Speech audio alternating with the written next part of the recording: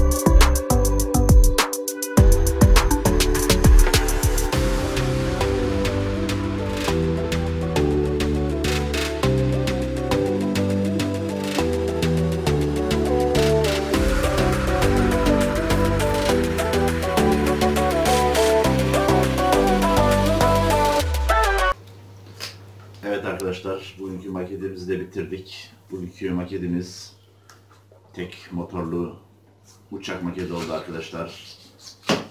Gördüğünüz gibi uçağımız bu şekilde tek motorlu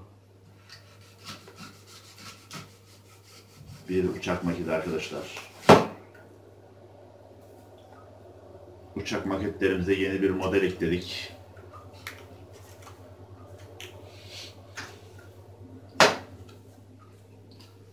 Siz de çok rahat bir şekilde yapabilirsiniz arkadaşlar. Videoyu dikkatlice izleyin. Bu kartondan maket uçağı siz de yapabilirsiniz. Videomuzu beğendiyseniz like atabilirsiniz. Kanalımıza destek olmak için abone olabilirsiniz arkadaşlar. Yeni videolardan haberdar olmak için kanalımıza abone olun arkadaşlar. Bir dahaki maket videosunda görüşmek üzere arkadaşlar. Kendinize iyi bakın. İyi seyirler.